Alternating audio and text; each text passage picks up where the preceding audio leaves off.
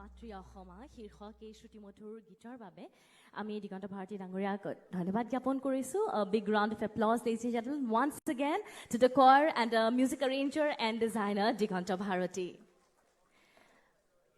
Well, now, ladies and gentlemen, may we humbly request the Honorable Chief Minister of Meghalaya, Shri Conrad Sangma, to kindly join us on stage. May I request Mrs. Riniki Bhuya Horma and Syed Zarir Hussain to kindly escort him onto the dais.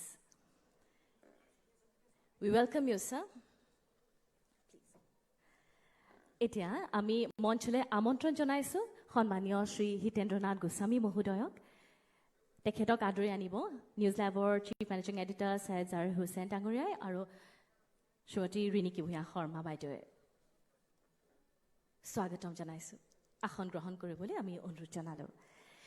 এতিয়া আমি মঞ্চলৈ আমন্ত্ৰণ জনাইছো সন্মানীয় শ্ৰী ৰঞ্জিত দাস মহোদয়ক. তেখেতক মঞ্চত আসন গ্ৰহণ কৰিবলৈ আমি বিনম্ৰ অনুৰোধ জনালোঁ. স্বাগতম.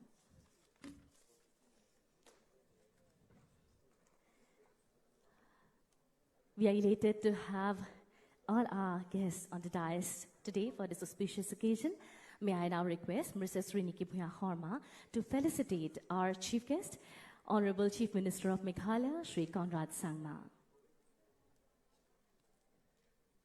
He is being felicitated with a seleng sador and a bouquet.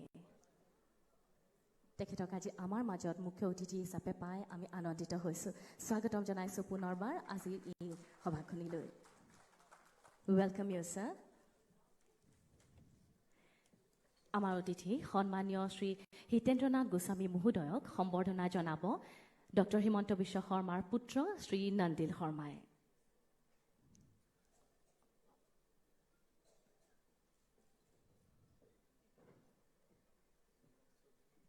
We welcome respected Shri Hitendranath Goswami. এখনি চেলেং চাদৰ আৰু ফুলৰ তৰাৰে আদৰণি জনাইছে শ্ৰী নন্দিল শৰ্মাই. ধন্যবাদ.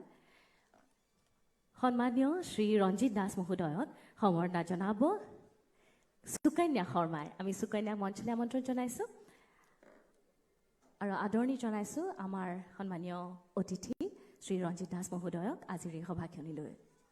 Can we have a round of applause, ladies and gentlemen? Yes?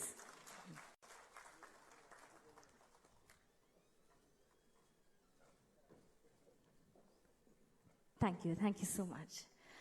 Well now, ladies and gentlemen, for the much-awaited moment, the formal launch of Eta Hopunor Pomkheti. May I request Honorable Shri Conrad Sangma to kindly formally release the book, and I also request our dignitaries, Shri Hitendranath Goswami Mahoday and Shri Ranjit Das Mahoday to kindly join the movement, and I also request Shri Syed Zarir Hussain to kindly assist our guests for the release of the book Eta Hopunor Pomkheti, Chasing a Dream.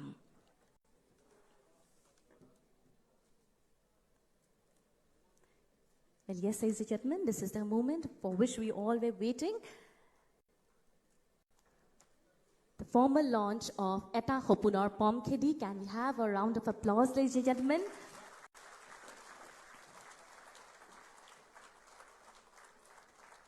The fourth book, authored by the Honorable Minister Dr. Himanta Biswa Sharma, Eta Hopunor Pomkheti. We thank all our guests for doing the honors. We thank Honorable Chief Minister of Meghalaya for doing the honors and for releasing the book Eta Hopunor Pomkheti. May I now humbly request the respected Shri Ranjit Das to kindly share his thoughts on this occasion. Kindly, sir.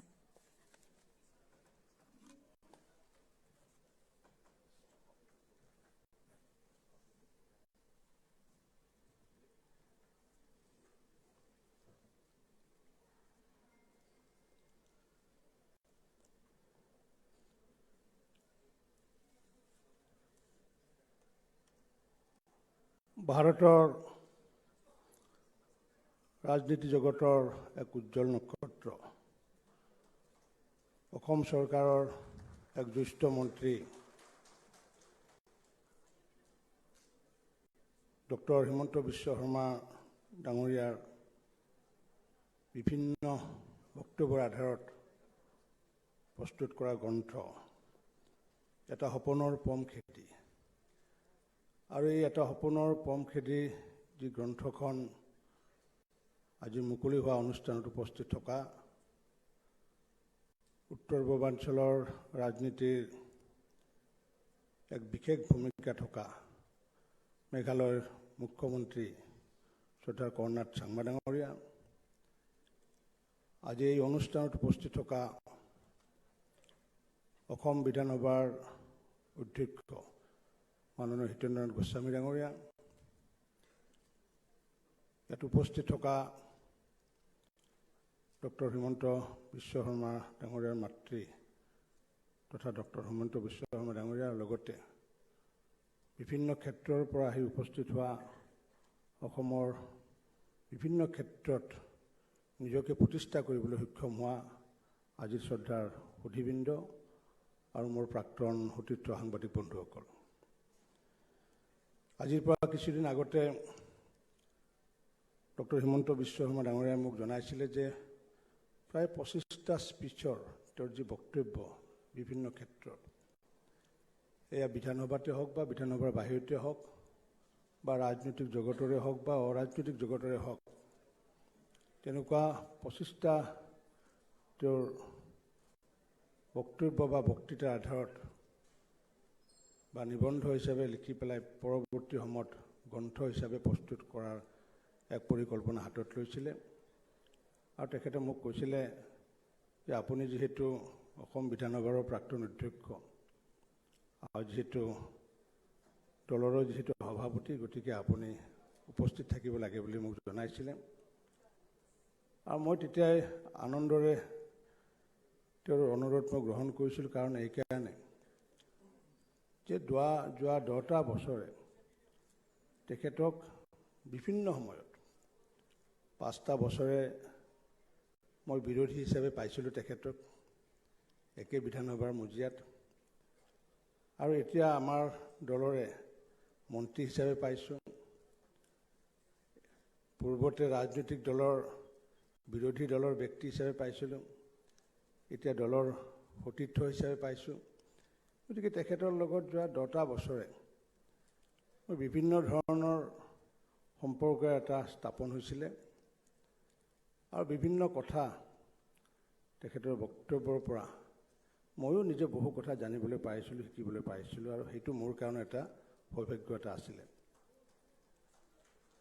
Assam বিধানসভাৰ যেতিয়া মই অধ্যক্ষ আছিলোঁ, আৰু তেতিয়াও তেখেতক বিধায়ক হিচাপে নহয় মন্ত্ৰী হিচাপে পাইছিলোঁ। তেখেতৰ যি প্ৰশ্নোত্তৰ কালৰ উত্তৰ দিয়াই হওক বা বিভিন্ন বিভাগৰ বিভিন্ন মন্ত্ৰীৰ বা বিভিন্ন বিধায়কৰ উত্তৰ প্ৰদান কৰাৰ সময়তে হওক বা বাজেটৰ ভাষণ দিয়াৰ সময়তে হওক, যে মোৰ এক সুদীৰ্ঘ 10টা বছৰৰ তেখেতৰ লগত মোৰ এটা সম্পৰ্ক এটা স্থাপন হৈছিলে। তাৰ ভিতৰত মোৰ উল্লেখযোগ্য, মই জানো যে প্ৰথমবাৰ যেতিয়া তেখেতে আমাৰ মাননীয় মুখ্যমন্ত্ৰী সৰ্বানন্দ সোণোৱাল ডাঙৰীয়াৰ নেতৃত্বৰ চৰকাৰখনৰ প্ৰথম যিখন বাজেট বক্তব্য, আৰু সেইদিনাখনে বাজেট বক্তব্যত মই নিজে অভিভূত হৈছিলোঁ।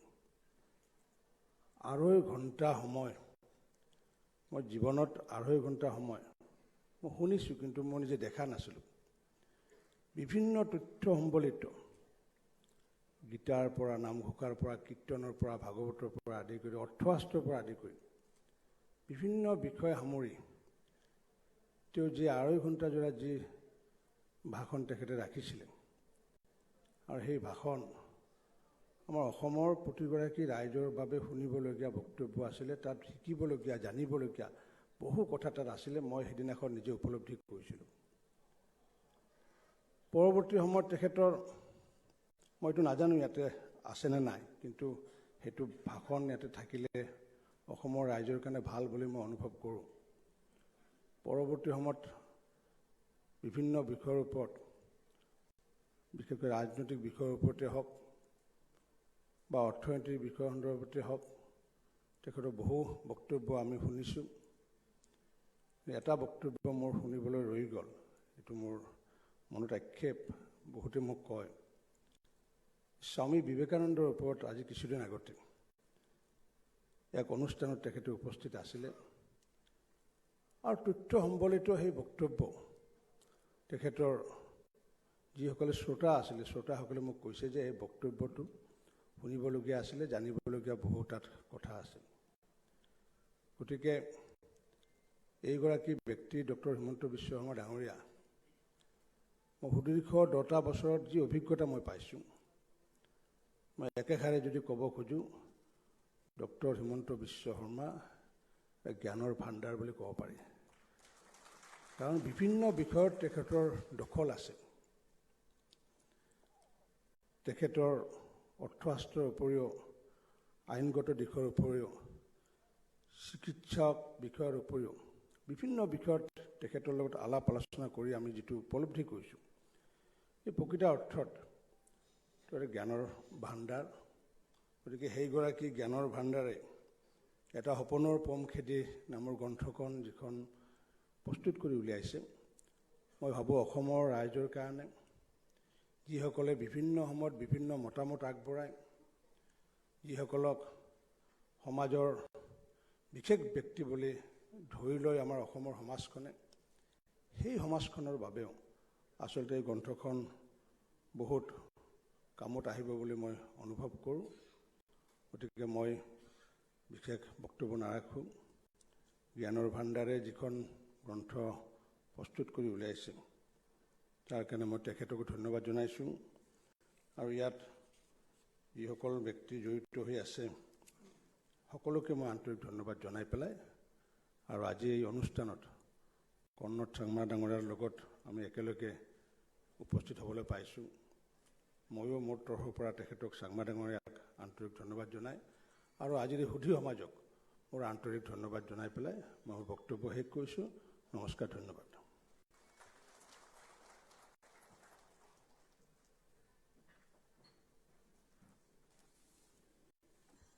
সন্মানীয় শ্ৰীযুত ৰঞ্জিত দাস মহোদয়লৈ আমি ধন্যবাদ জ্ঞাপন কৰিলোঁ। আৰু এতিয়া আমি বিনম্ৰ অনুৰোধ জনাইছোঁ সন্মানীয় শ্ৰীযুত হিতেন্দ্ৰনাথ গোস্বামী মহোদয়ক তেখেতৰ মনৰ অনুভৱ আজিৰ এই অনুষ্ঠানটিত আমাৰ সৈতে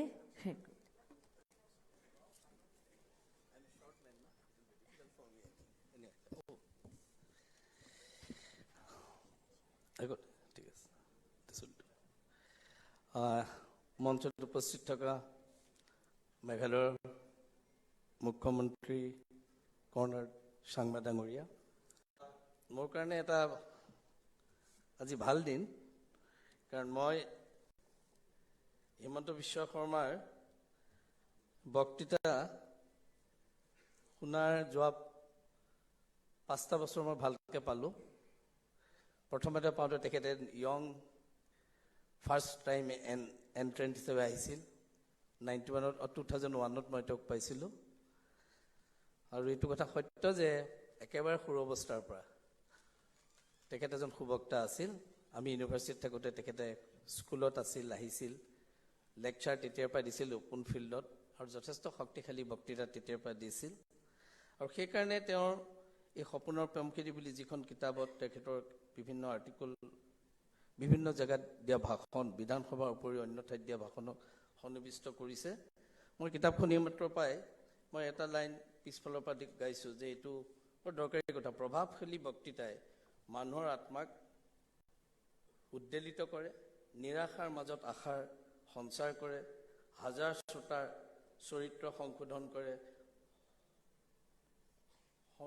সন্ত্ৰস্তজনলৈ সাহস সঞ্চাৰ কৰে আৰু ইতিহাসৰ গতিধাৰা নিৰ্ধাৰণ কৰে।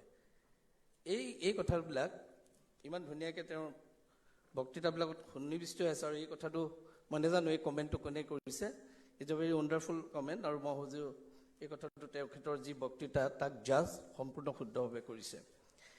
মই বিশেষ দীঘলকৈ ক'ব একো বিচৰা নাই, কাৰণ কৰ্ণাড চাংমা আহিছে, তেখেতে ক'ব। আমাৰ ৰাজ্যখনেই নহয়, সমগ্ৰ উত্তৰ পূৰ্বাঞ্চলৰ এজন এতিয়া প্ৰভাৱশালী ৰাজনীতিক হিমন্ত বিশ্ব শৰ্মা, অসমৰ কেইবাটাও গুৰুত্বপূৰ্ণ বিভাগৰ তেখেত দায়িত্বপ্ৰাপ্ত মন্ত্ৰী, জনপ্ৰিয়, অত্যন্ত জনপ্ৰিয় ৰাজনীতিক।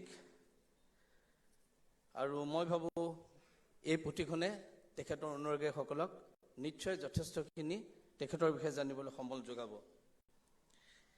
মই বিশেষকৈ আশা কৰিম নতুন প্ৰজন্মই এই পুথিৰ পৰা ৰাজ্যখনৰ সামাজিক, অৰ্থনৈতিক আৰু ৰাজনৈতিক দিশৰ নজনা কথা জনাৰ সুযোগ পাব।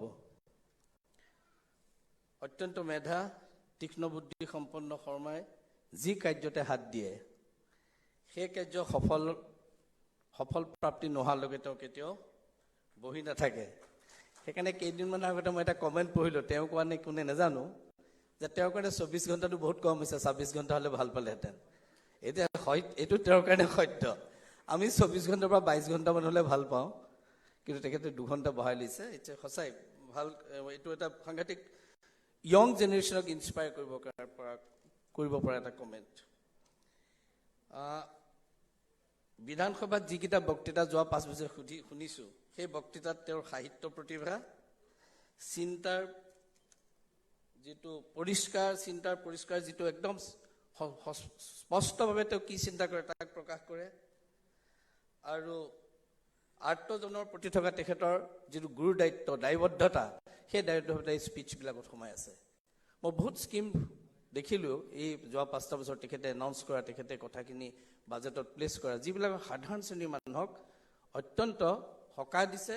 আৰু মই ভাবোঁ এইটো আমাৰ পিছৰ প্ৰজন্মৰ ৰাজনীতিকৰ কাৰণে প্ৰয়োজন। কাৰণ আমি যেতিয়ালৈকে শেষত থকা সেই দুখীয়া মানুহকে সহায় কৰাব পৰা কাম নকৰোঁ, তেতিয়াহ'লে আমি কেতিয়াও এখন পিপুলছ ফ্ৰেণ্ডলি গভৰ্ণমেণ্ট কেতিয়াও আমি কৰিব নোৱাৰোঁ। মই সেইকাৰণে তেওঁ যিখিনি কথা কয়, কিছুমান কথা তেওঁ কয়, সেইটো আমাৰ ইট টাচেছ আৱাৰ হাৰ্ট। মই প্ৰত্যেকটো কথা কোৱা নাই, কিন্তু কিছুমান কথা কয়, যিটো কথা ক'ৰ পৰা কৈ দিয়ে তেখেতে মই নাজানো, কথাটো কৈ দিয়ে আৰু ভাল লাগে। এনেকুৱা ধৰণৰ কথাবিলাক আমাৰ ভাল লাগে। আৰু মই ভাবিম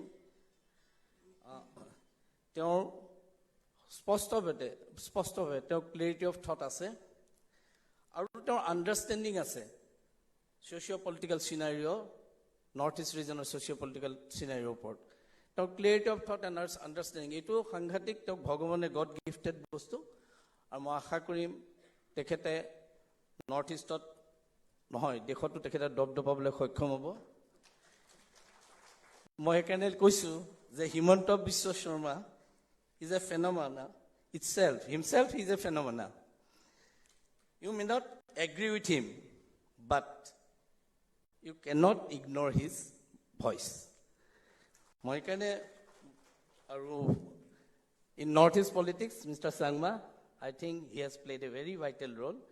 And we also wish that he will play a vital role in Indian politics also. মই এইখিনিকে ক'লোঁ, মই বেছি আৰু ক'ব খোজা নাই। এই কিতাপখনত কৰ্ণাড চাংমাই ডেফিনেটলি কিছু কথা ক'ব, আমি সেইখিনি সকলোৱে শুনিবৰ কাৰণে আগ্ৰহী হৈছোঁ। আৰু মই কৰ্ণাড চাংমাক মই খুব তেওঁৰ একে ক্লেৰিটি থটটো মই সদায় এপ্ৰিচিয়েট কৰোঁ, whether I like it or not. তেখেতে যিখিনি কথা কয় সদায় ভৱিষ্যতৰ কথা ভাবি কয়, আৰু মই তেনেকুৱা এজন ব্যক্তিক আজি আপোনালোকে নিমন্ত্ৰণ কৰাৰ কাৰণে বিশেষকৈ উদ্যোক্তাসকলে মই ধন্যবাদ জনাইছোঁ। আৰু আমি নিশ্চয় তেখেতৰ পৰা কিছু ভাল কথা শুনিবলৈ পাম। মই এইখিনি কথাৰে পুনৰ হিমন্ত বিশ্ব শৰ্মাক মই কি বুলি ক'ম, কৃতজ্ঞতা জনাইছোঁ। আৰু মই তেখেতক ক'ব বিচাৰিছোঁ আগলৈ আৰু আগবাঢ়ক, আৰু এনেকুৱা ধৰণৰ কিতাপ লেখক। আৰু বিশেষকৈ মইতো প্ৰিন্সিপাল আছিলোঁ নহয় স্কুলখনৰ, সেইকাৰণে ডিক্লেয়াৰ কৰিছোঁ যে বেষ্ট ষ্টুডেণ্টজন আছিলে হিমন্ত বিশ্ব শৰ্মা। Thank you. সন্মানীয় শ্ৰীযুত হিতেন্দ্ৰনাথ গোস্বামী মহোদয়লৈ আমি ধন্যবাদ জ্ঞাপন কৰিলোঁ তেখেতৰ মনৰ অনুভৱ দাঙি ধৰাৰ বাবে আজিৰ এই অনুষ্ঠানটিত।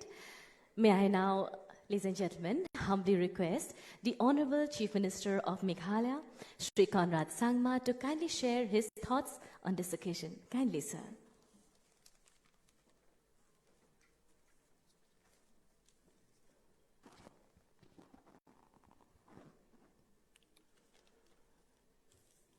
Shri Hitendranath Goswami ji, the Honorable Speaker of Assam Assembly, Shri Ranjit Das ji, Bharatiya Janata Party K Assam State Unit के अध्यक्ष, Dr. Himanta Biswa Sarma ji, Honorable Minister Finance and other departments, और उनके परिवार के सभी सदस्य, जो आज यहाँ मौजूद हैं,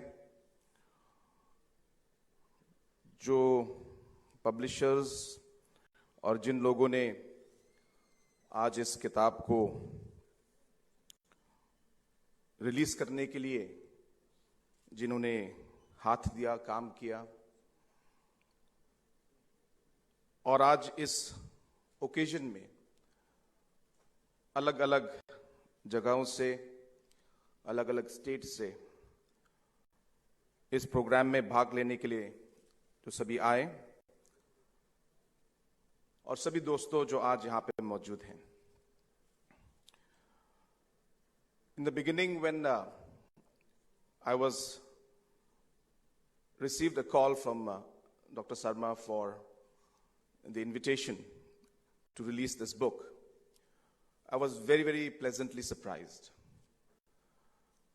I treat him as an elder brother. We all do. And when he told me that I should come here and be the chief guest, I was surprised, as I said, and it is truly an honor, in fact, to be here today. And I would like to thank Dr. Sarma and his family and all the people who have made this book possible. I would like to thank you for inviting me and allowing me to be part of this beautiful program where we release this book today. Though I must say that it will take me some time to read it because I cannot read Assamese, so I might have to translate word by word. But having said that, I'm sure it'll be a very, very pleasant reading, especially keeping in mind the kind of diverse knowledge that Dr. Sarma has, and his speeches will definitely be something that all of us will enjoy reading, and it will be a source of inspiration and also knowledge for the younger generation. I have known Dada for a very, very long time. In fact, on both sides, I should say.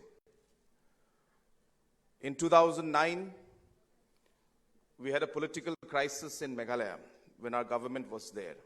We were the MPA government that time. And that time also, we kind of came together in the sense that Dada had a very important role in breaking our government that time. So that is how it started. And many years later, here we are together. And we are making things together. We're building governments together. We're building states together. We're taking the Northeast together as a team. And I must say that I have had tremendous opportunity to work closely with this gentleman. And one thing I can tell you, because I was told by Wasbir that I should not come up with a printed speech, I should speak from my heart, so which is what I'm doing, is that I have worked with a lot of politicians. I may be very young in terms of age compared to them, but because of my family background in politics, I had the opportunity to really work closely, or at least if not work, observe closely different political leaders. And one thing I have seen in Dr. Sarma is the fact that no matter which political side you may be, he's always a true friend. And once he commits to you, he never breaks that commitment. And I think this is one of the greatest values that I have seen in him as an individual, apart from many, many other qualities that he has. He calls a spade a spade. He's never scared to speak his heart. Another great quality that he has and a leader must have: must not be confused, must know what you think and put it across straight. And I've seen that Dr. Sarma is a person who does not or is not scared to express his views and ideas. From a political side, if you look at it, I think he's one of the greatest problem solvers I have seen in my life. Greatest. And I look at situations sometimes politically. I'm very, very young in politics compared to him and the gentleman who was sitting on the stage. But I have seen so many complicated problems. And suddenly Dr. Sarma comes up and it just makes it look so easy. The way he deals with the individuals who are involved in that complex problem. I have been working closely with him to do a lot of work in Northeast governments. And I'm sure a lot of you know about that. And I've seen it. There have been crisis situations where we thought nothing can happen. It's just not possible. And suddenly, there comes a solution. Something happens, some discussion takes place, and as I said, the greatest problem solver comes across and finds a resolution. So in politics, I've seen his skills with negotiation is something that very, very few people have. I keep telling people, for me, my politics started with my late father, Shri P. S. Sangmaji. And it was I should say, a very long journey. I started as a small child when I was 12 years old. I was so interested in public life, seeing him meet people, help people, talk to people, engage with them. It gave me a lot of desire to also be like him. And so I learned a lot of things from him. And I gave my first speech when I was 12 years old. Then I started, then when he had a lot of challenges in politics, I also decided that I must be with him and help him in whatever way possible. And just watching him do small things, big things, I was able to learn a lot in politics. And so he was one of my greatest teachers, I should say, though he was my father. But he was my teacher, my guru in politics. He taught me a lot. Of course, he passed away in 2016. But let me tell you that after that, the one person who I look up to a lot is Dr. Sarma himself. And he is a person who has guided me. He is a person who has, difficult situations. He's always given me the right advice, how to move forward. And been like a guru to me after my father passed away. So I really have a lot of respect for Dr. Sarma. So when he called me, I immediately came, and said, I'll definitely be here. So people were last time, complaining to me. It's like, did you hear Dr. Sarma give the speech in Manipur? I said, what speech he gave? Oh, he said, NPP to aisa phaltu party hai, chota party hai. So I said, no matter what he says, I know that in his heart, he has huge respect for me the way I have huge respect for him. In politics, we will say things. So, no matter what political differences we may have, no matter what differences we may have in the stand of some issues, because we can not always agree on every issue. That's why we have got our own stands. That's why we have got our different political parties.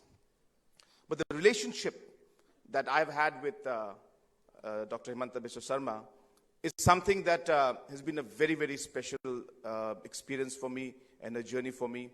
And this opportunity to release this book really makes it more meaningful to me. And I'm telling you, I'm not here as Chief Minister today. I'm really here as a family member and as his younger brother to be part of this great celebration, I should say, of him coming out with his third book. And as I said, I'm sure there'll be a lot of value that this book will have. And I wish I could have read it personally, but I'm sure that I'll get a translated version from the people who have published it. But having said that, I was here, as I said, as a family member to be part of this program. Dr. Sarma has, I've said too much about him. I think this maybe it's not nice. People might think election aa raha hai isliye bahut bol raha hai aise karke. But I'm speaking from the heart. और मुझे विश्वास है कि जिस तरीके से doctor Sharma ने north east के politics में भाग दिया है, जो उन्होंने कंट्रीब्यूशन दिया है, मेरे ख्याल से और कोई नहीं कर पाता इस लेवल पर, कोई नहीं कर पाता. और मैं आपको अपने एक्सपीरियंस से बोल रहा हूं. मेरा इतना छोटे छोटे इश्यूज में एक्सपीरियंस इनके साथ रहा है, और इसलिए मुझे मालूम है कि आज जो नॉर्थ ईस्ट का जो पॉलिटिकल सिनेरियो है, चाहे आप मणिपुर, नागालैंड, कहीं भी जाए, मेरे ख्याल से नॉर्थ ईस्ट के लिए सबसे अच्छा समय है. क्योंकि जिस तरीके से हमारे अलग अलग लीडर्स अलग अलग स्टेट्स में हैं, इन लीडर्स के बीच में जिस तरह का कनेक्शन है, जिस तरह का ट्रस्ट है, एक टीम वर्क है. आज अगर अरुणाचल के साथ, असम के साथ, नागालैंड के साथ कोई इशू होगा, ये इशू को हम पर्सनल लेवल पर बात करके रिजॉल्व कर सकते हैं. ऐसा एक माहौल है आज नॉर्थ ईस्ट में पॉलिटिकल लीडरशिप में. तो इस पॉलिटिकल लीडरशिप का जो माहौल जो बना है नॉर्थ ईस्ट के लिए, जैसे मैंने कहा, the best time for the north east to make good decisions and take the north east as it whole together forward. He has played a very, very vital role. And as was mentioned by our Honorable Speaker, that it is just the beginning. There's much more to be done. And I'm sure that in the coming years, he will contribute much more, not just to Assam, not just to the entire Northeast, but the country as a whole. He's already doing it, but I'm sure there's many more days to come. Dada, I wish you the very best. I thank you once again for inviting me. May God bless you. May God bless your entire family and all the people who have made this evening a great success. Thank you so much, and I wish you all the very best. Thank you very much.